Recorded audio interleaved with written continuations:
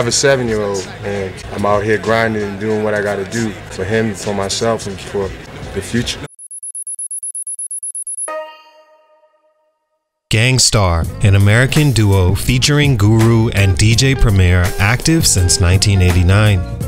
Today's feature is the story of a classic hip-hop duo of producer and MC that are regarded by many as the greatest duo of all time and the best representation of what hip-hop to its core was at the foundation. Talented artists fighting for freedom of creative expression that connects to the masses through sound and without borders around it to control how it's received. For the following reasons, they didn't become household names on the charts, selling the most records, or marketed to the masses, grew distant out of frustration, mostly on Guru's part, with eventually being controlled by the same labels that threatened the freedom of urban creativity on a daily basis he fought against, and later parted ways on unceremonious terms, being estranged from each other for the last 7 years of Guru's life. Guru would pass away in 2010, creating even more controversy after a letter was released that apparently showed his non-desire to reconcile with Premier posthumously, as he hasn't in the later parts of his life. The letter was released to the world through Guru's handler DJ Solar at the time, who had apparently become close friends with Guru, and according to the letter, took care of him when he couldn't himself. The same letter has been questioned for years about its authenticity, seeing reports were that Guru was in a coma the months before he died and wasn't allowed to be seen by his family and loved ones by Solar, who he called his partner. When he died, there began a huge battle over his estate between DJ Solar and Guru's family, along with Premier, who argued that Guru's life work should be in the control of his family and son, who was 9 years old when Guru passed away, and whom Guru loved and, as he says, was out every day grinding for. A lengthy legal battle ensued that lasted for years, overshadowing and even altering Guru's legacy and the works of two hip-hop legends.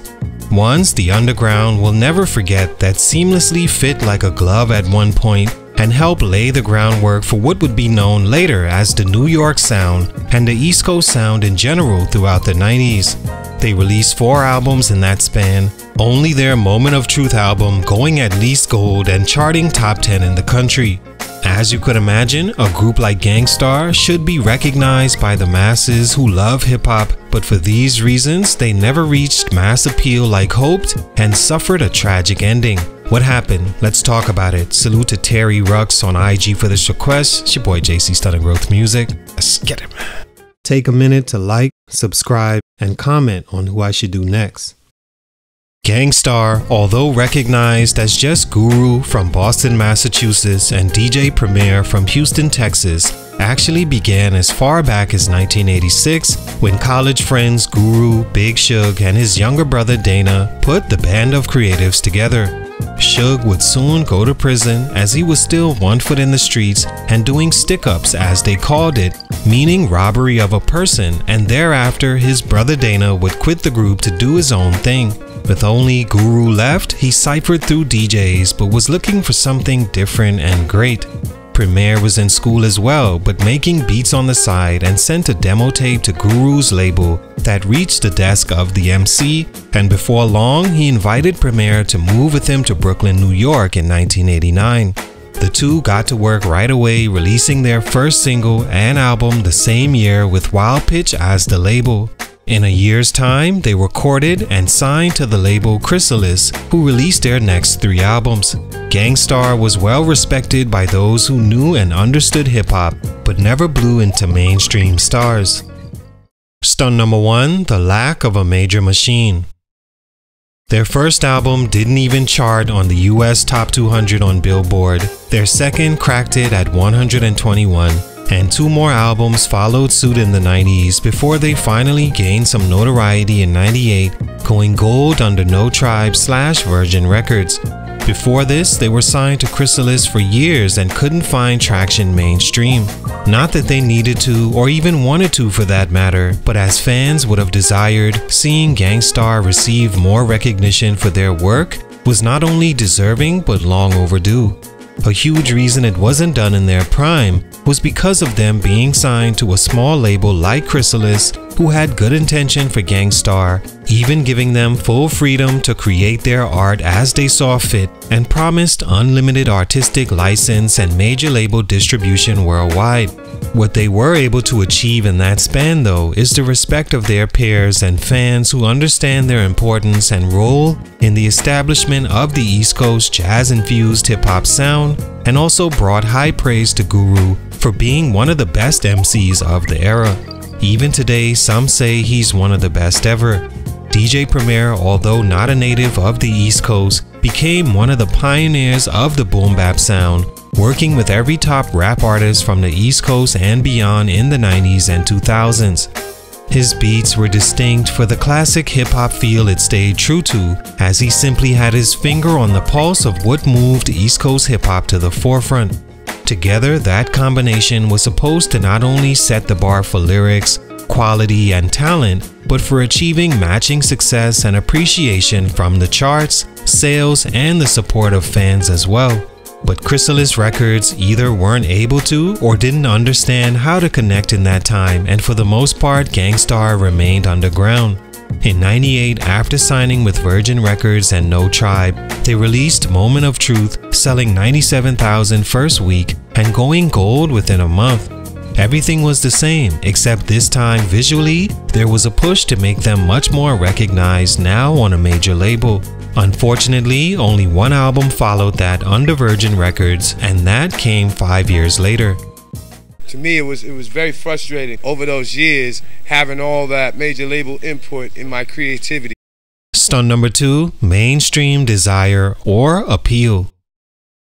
I know in today's mindset, it seems who wouldn't want and seek out clout on the highest level, especially if they had all it took to get it, because let's face it, being known gets you influence, and influence gets you paid. Being paid gives you power. But for Guru, he seemed to have always wanted the state of hip-hop to remain exclusive to the spitters and talented MCs who he felt could at least be taught to create an ecosystem they could also make money from rapping. He didn't believe you had to, quote, sell out in order to have hip-hop success, and vowed to stay on the opposite side of artists that did. DJ Premier had a sound that was versatile, as we'd later see, and could go either way. But for him, as the producer and guy that for the most part played the background, he allowed Guru to steer the ship as they represented his beliefs outwardly, even though Premier agreed to an extent. As hip-hop evolved though, this belief would become old fast toward the 2000s, as by then everything was becoming for sale and more rappers were making mainstream moves outside traditional hip-hop, most notably guys like Nas and Jay-Z. But not just them. Diddy, Q-Tip, and many more were in favor of change and the advancement of hip-hop as far as marketability. Gang Starr and any other rapper stubborn enough to hold out on the change of the times fell further into the background, and that's what happened to Guru and DJ Premier. Naturally, they weren't built for mainstream in their mindset or style of music. Stunt number 3, the breakup. Ask anyone why DJ Premier and Guru was no longer together as a duo, and you will get all sorts of different answers, as the real reason only Premier and Guru really know. Well, also DJ Solar, who Guru has admitted in interview to confiding in once the two became good friends. Some of Guru's frustration had to do with the label not allowing him as an MC to perform outside the label as himself, but would allow DJ Premier free rein to move how he wanted and work with whomever he desired outside the label.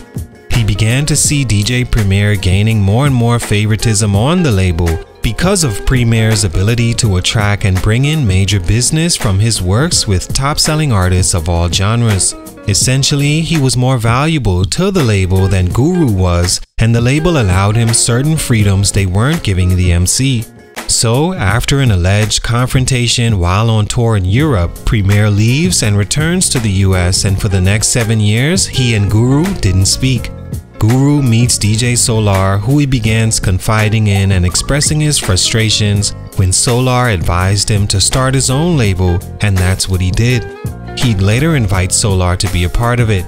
3 albums came from 05 to 09 from Guru's 7 Grand Records, 2 making the hip-hop charts, but still not providing the success he had hoped. Meanwhile, DJ Premier is flourishing as a producer, still to this day working with just about every name you can mention in hip-hop and some outside of it. Guru had a cardiac arrest and went into a coma in 2010. He died April 19th that year from myeloma, a form of blood cancer. He and Premier never got to reconcile. His friend Solar claimed everything was left to him, but courts in 2014 awarded the estate to Guru's family, which Solar has attempted to appeal ever since. All in all, Gang Starr was an important rap duo that made classic traditional hip-hop throughout the 90s and early 2000s, amassing many underground fans over time. They weren't mainstream, instead had a message in their music that didn't have mass appeal, but served its purpose, making them legends in the game. Sadly, it couldn't last longer. Salute, much respect, rest in peace to Guru. It's your boy JC Stunted Growth Music, and I'm out.